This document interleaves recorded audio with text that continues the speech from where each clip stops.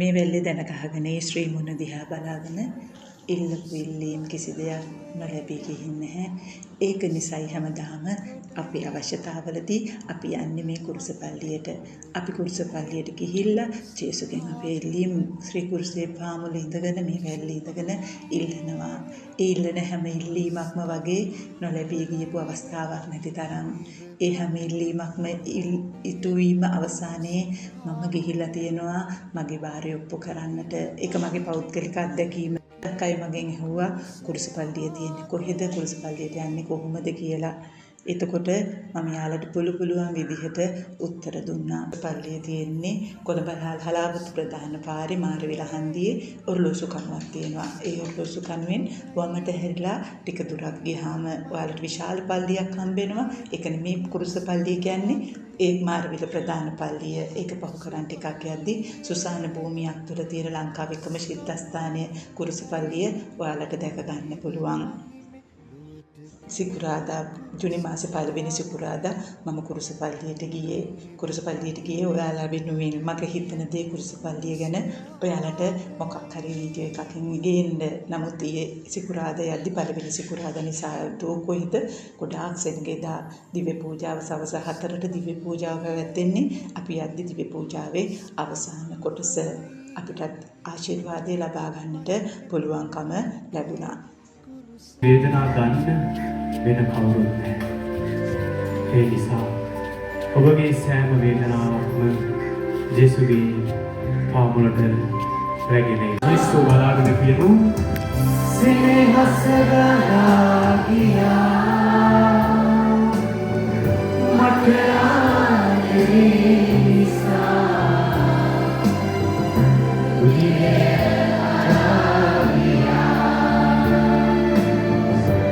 ඒ කකියන හුඟක් දේවල් අපි ජේසු ගාවට අරගෙන තැනක්. ඉතින් ජේසුට විශ්වාසයෙන් කියන්න ඔබේ හිතේ තියෙන ඒ හැම වේදනාවක් විශාල සෙනඟක් ඒ මොහොතේ කුරුසපල්ලියට ඇවිල්ලා තම තමන්ගේ ඉල්ලීම් ඉෂ්ට කරගන්නට ජේසුනි වරම් දෙන්න කියලා ඉල්ලලා බාර ඔප්පු කරන්න පුදුම සෙනඟක් පල්ලියක මහ මංගල්‍යයක් වගේ සෙනඟ. ඒක නිසා මට හිතන් ගිය වීඩියෝ එක ඊයේ කරන්න බැහැ. පාදකින් අවසර අරන් මම කරනවා කියලා හිතන් ගියේ. නමුත් ඒක කරන්නට බැරි වුණා. නමුත් ඔයාලා වෙනුවෙන් යමක් ඉදිරිපත් කරන්නට මට හිතුණා. හිතාගෙන ගියේ හින්දායි මේ ටික කියන්නේ. දවසක් මගෙන් කෙනෙක් අහනවා කොහොමද මේ කුරුසපල්ලියට යන්නේ, මොනවද කියන්නේ, අපිට ඔක්සන් කියන්න දන්නේ නැහැනේ කියලා.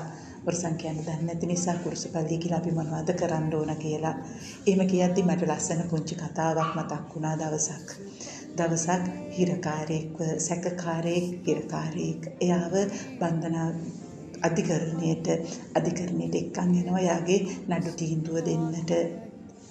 වැරද්දක් නොකලත් එයාව සැකකරුවෙක් නිසා අනිවාර්යයෙන්ම අවුරුදු 6ක් විතර හිරගත වෙන වැරද්දකටයි එයාව චෝදනාව ලබලා තියෙන්නේ.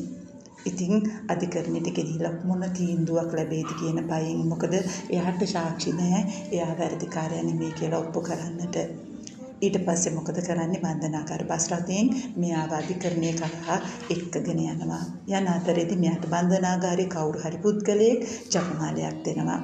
ජපමාලයක් දීලා තියෙද්දී මේ පුද්ගලයා මේ බන්ධනාගාර බස් එකේ අධිරේ ඉඳලා අධිකරණයට යනකම් මේ ජපමාලය කිය යනවා. ජපමාලය එක ඇටෙන් ඇටේ කියවමින් එයා යනවා. ගිහිල්ලා ගෙමින් ජපමාලය කියලා ඉවර වෙලා බන්ධනාගාරයේ මේ බස් රථයෙන් එයා අධිකරණයට යනවා. එකෙන් එක නඩු තීන්දුව ප්‍රකාශ වෙනවා. මේ පුද්ගලයාගේ නඩු තීන්දුව ප්‍රකාශයටපත් වෙනවා. නඩු තීන්දුව ප්‍රකාශයටපත් කරමින් නඩුකාරතුමා කියනවා මේ පුද්ගලයාව මේ වැරද්දෙන් නිදොස් කොට නිදහස් කරනවා කියලා.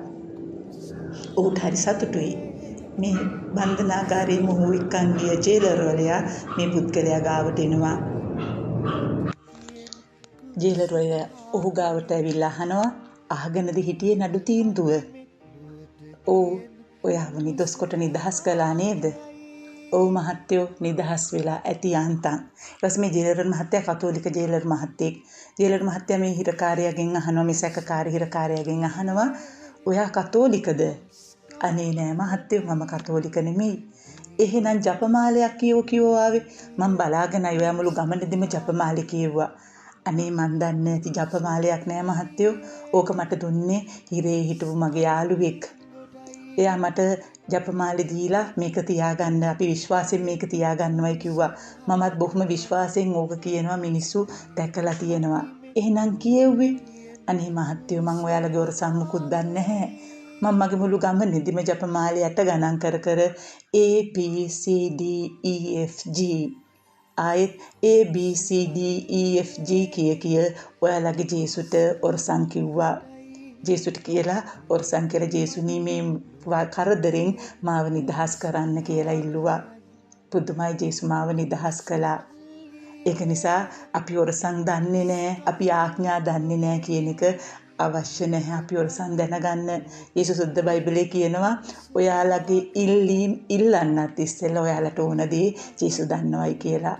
අපිට තියෙන්නේ ජේසු ගාවට ගිහිල්ලා අපේ ඉල්ලීම මතක් කරන්න විතරයි. ඒකේ භාෂා විලාශය අපේ ආඥාවේ ස්වභාවය ජේසුට අදාළම නැහැ. ජේසු අහනවා අපේ ඉල්ලීම. ජේසු ආදරෙන් අහන්න බලාගෙන ඉන්නවා. ඊට පස්සේ සමහරව අහනවා මොකද්ද මේ බාර වෙනවයි කියන්නේ? බාරයක් වෙනවා කියන්නේ කොහොමද බාර ඔප්පු කරන්නේ? බාර වෙනවයි කියලා විශේෂ දේවල් කරන්න දෙයක් නැහැ. මම නම් සාමාන්‍යයෙන් පෞද්ගලිකව ජේසුනී මට මේක ඉෂ්ට කර දෙන්න මං ස්තුතියක් වශයෙන් ඉටිපන්දන් 7ක් පත්තු කරලා මල් කලඹක් මෙතන දැනින් ගිහිල්ලා ඔබ වහන්සේ පාමුල තබනවායි කියනවා. මං හැමදාම ඒ බාරේ ඔප්පු කරනවා. ඔයාලට පුළුවන් ඉටිපන්දන් 7ක් පත්තු කරනවා කියන්න. එහෙම නැත්නම් දුගී පවුලකට ආහාර ටිකක් සපයනවා කියන්න. එහෙම නැත්නම් මෙතනට ඇවිල්ලා කිරිබත් ටිකක් බෙදන්න පොරොන්දු වෙන්න පුළුවන්. එහෙම නැත්නම් බනිස් ටිකක් බෙදන්න. නැත්නම් මේ පල්ලියේ වත්ත පිරිසුදු කරලා දෙන්න පුළුවන් කියලා ඔයාලට හිතෙන දෙයක් කාට හරි කරන්න පුළුවන්. යහපත් වැඩක් කරනවා කියලා පොරොන්දු වෙන්න පුළුවන්. ජේසුට අපේ ස්තුතියෙන් වැඩක් නැහැ. නමුත් අපි අපේ යුතුයකමක් වශයෙන් ජේසුට අපි ස්තුති කරනවා. මොකද ජේසු ලාදුරු රෝගීන් 10 දෙනා සුව කරපු වෙලාවේ ස්තුති කරන්න ආව එක ලාදුරු රෝගියයි. ලාදුරු රෝගියාගෙන් ඇහුවා ඔයා විතරද සුව වුනේ? ඇයි අනිත් 9 දෙනා කොහෙද කියලා. ඒ කියන්නේ ජේසු බලාපොරොත්තු වෙනවා අපි ස්තුතියක් කරා කියලා. ජේසුට අවශ්‍ය නැති වුණත් අපේ හොඳ හිත අපි පෙන්වන්නට ඕන. මම ළඟදි බලාගෙනයි කෙනෙක් කියනවා සාන්තානා මෑණියන්ගෙන් එයා දුවෙක් කිල්ලුවලු. එයා පොරොන්දු වුණාලු, එයා බාර වුණාලු දුවෙක් හම්බුනොත් එහෙම එයාට ආනා නැත්තම් ඈන් කියන නම තියන්න. ලස්සන බාරයක්. ඒ වගේ අපිට පුළුවන් ජේසු පාමුල අපේ ඉල්ලීම් තියන්න. ඒ නිසා ඔයාලගේ ඉල්ලීම විශ්වාසයෙන් ජේසු ඉදිරියේ තියන්න. ජේසු ආදරෙන් බලාගෙන ඉන්නවා. විශේෂයෙන්ම මේ ශ්‍රී කුරුසේ පාමුල ඇවිල්ලා ඉල්ලන ඉල්ලීම්, මේ වැල්ලේ දන ගහගෙන ඉල්ලන ඉල්ලීම් කිසි දෙයක් නොලැබී යන්නේ නැහැ. විශ්වාසයෙන් ඉල්ලන්න. පළවෙනි දවසේ ඉෂ්ට වෙන්නේ නැති වෙයි. දෙවෙනි දවසේ ඉෂ්ට වෙන්නේ නැති වෙයි. ජේසු ඒකට අවශ්‍ය නම් අනිවාර්යෙන්ම දෙනවා. අවශ්‍ය නැත්තම් ජේසුවාට පැහැදිලි කරලා දෙයි. ඊට වඩා හොඳ දෙයක් ඔයාට ලැබෙන්න තියෙන්නේ. ඒක නිසා මේ වෙලාවට ඉවසන්න කියලා. එහෙනම් යන්න එකපාරක් හරි යන්න මේ වැල්ලේ දාන ගහගෙන ශ්‍රී මුණ දිහා බලාගෙන ඔයාගේ අවශ්‍යතාවය ඉල්ලීම ස්තුතිය මේ ජේසු පහමුල තබන්න. කුරුස පල්ලියේ හාස්කම් රසයි. කුරුස පල්ලියේ හාස්කම් ගොඩයි දේව මහිමේ ලොවට කියන කුරුස යාගයයි